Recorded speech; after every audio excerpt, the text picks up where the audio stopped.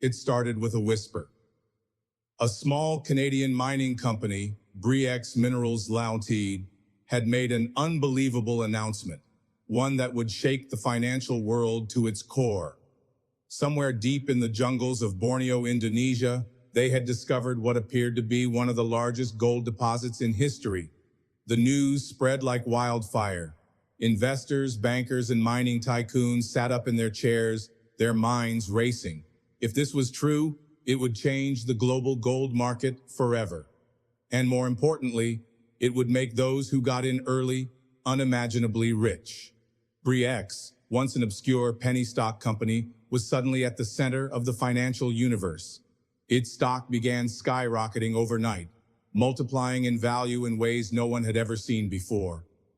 David Walsh, the man behind Briex, had spent years struggling to make it big in the mining world.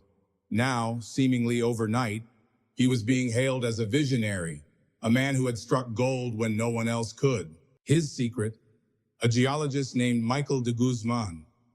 De Guzman, a mysterious and charismatic figure, was the one who had found the gold. He had gone deep into the jungles of Busan, endured the harshest conditions, and returned with samples that changed everything. His tests showed gold, massive amounts of it. The numbers were staggering. The estimates kept growing. First, it was a few million ounces, then tens of millions. By the time Briex's reports were making their way to the biggest investors on Wall Street, it was being called one of the greatest gold discoveries in history, and the richest people in the world were now desperate to get a piece of it. But no one knew what was really happening behind the scenes, because in the heart of the jungle a secret was buried. The moment Briex's discovery hit the headlines, the world of finance exploded with excitement. In the offices of Wall Street, Bay Street in Toronto, and global mining capitals, phones rang non-stop. Investors scrambled to buy shares before they became too expensive. News channels ran special reports. Analysts declared it the greatest gold discovery of the century. Briex's stock price soared from a few cents to over $280 per share, turning everyday investors into millionaires overnight. The biggest names in mining took notice. Giants like Barrick Gold, Freeport-McMoRan, and Placer Dome, companies that controlled much of the world's gold production, wanted in. They had to get their hands on this legendary mine. But there was a problem. Indonesia's government wasn't just going to let Briex keep it all. Suharto, Indonesia's authoritarian ruler, saw the rising gold fever and realized the mine was too valuable to leave in the hands of a small Canadian company. His government demanded a stake. To secure their claim, Briex needed to partner with one of the world's biggest mining firms, or risk losing everything. And that's when the sharks moved in. Among them was Freeport-McMoRan, a massive American mining company with experience in Indonesia. They were granted access to the Busan site and sent in their own team to verify the findings. Briex's executives, David Walsh, John Felderhoff, and Michael de Guzman, acted confident. They welcomed the inspection. "There's nothing to worry about," they said. But behind closed doors there was panic, because they knew something that no one else did.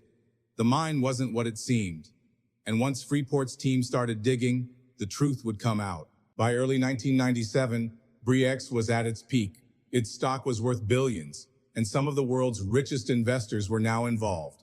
Banks, hedge funds, and mining moguls had poured millions into the once-in-a-lifetime opportunity. But deep inside the jungles of Borneo, the real story was beginning to unravel. Freeport-McMoRan, one of the biggest mining companies in the world, had been granted access to verify Briex's findings.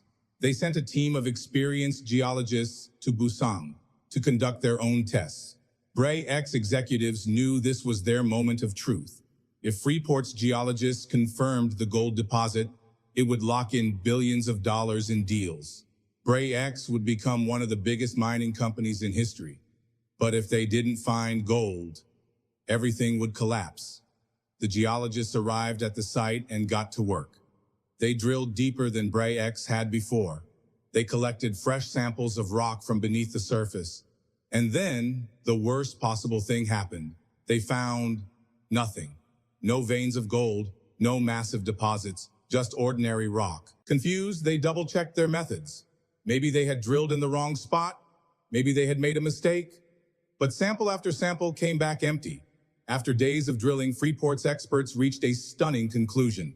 The legendary Bre-X gold deposit wasn't real. At first, Freeport's team kept quiet. A scandal of this magnitude needed careful handling. They sent word back to their executives. Investigators were called in. The entire mining world was watching. Meanwhile, Bre-X acted as if nothing was wrong. David Walsh and his team continued to meet with investors, talking about the mine's bright future. Stock analysts kept pushing prices higher, promising that profits would keep coming for years. But behind closed doors, cracks were forming. Rumors began spreading in Jakarta. Indonesian officials started asking questions. Other mining companies were nervous. And then, something unbelievable happened. Just before the truth was about to be revealed, Michael de Guzman, the geologist who found the gold, boarded a helicopter flying to the site and never made it back. Halfway through the flight, he fell from the aircraft, plummeting thousands of feet into the jungle below. Bre-X claimed it was suicide, but others weren't so sure. Was it an escape? A cover-up? A final act of desperation? All anyone knew for sure was that Michael de Guzman had taken the truth with him, but soon the world would learn exactly what had happened in the jungles of Indonesia. The death of Michael de Guzman sent shockwaves through the financial world.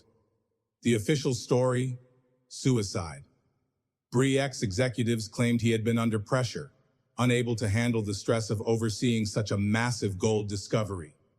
But for many, something didn't add up. De Guzman had jumped, or been pushed, from a helicopter flying over the dense Indonesian jungle. His body was discovered days later, mutilated and nearly unrecognizable from scavengers and the fall. The forensic report was questionable, leaving many wondering, did he take his own life? Or was he silenced before he could reveal the truth? But even as the conspiracy theories spread, the real disaster was unfolding elsewhere. Behind the scenes, Freeport-McMoRan's test results were in, and the results were catastrophic. There was no gold, none. The samples that had turned Bre-X into a multi-billion-dollar company had been salted, meaning someone had physically added gold dust into the core samples to make them appear valuable. The scheme was brilliant. Gold was shaved off jewelry and mixed into the rock samples. The samples were sent to labs where they tested positive for gold. Investors saw the test results and poured millions into the company. But when Freeport drilled deeper, below the fraudulent samples, there was nothing but worthless rock. Bre-X had built its empire on a complete lie. By the time the truth reached the public, it was too late. Bre-X's stock crashed overnight, wiping out billions in investor money. People who had put their life savings into the company were left with nothing. But the biggest question remained. Who was behind it? David Walsh, the CEO of Bre-X, claimed he had no idea the gold was fake.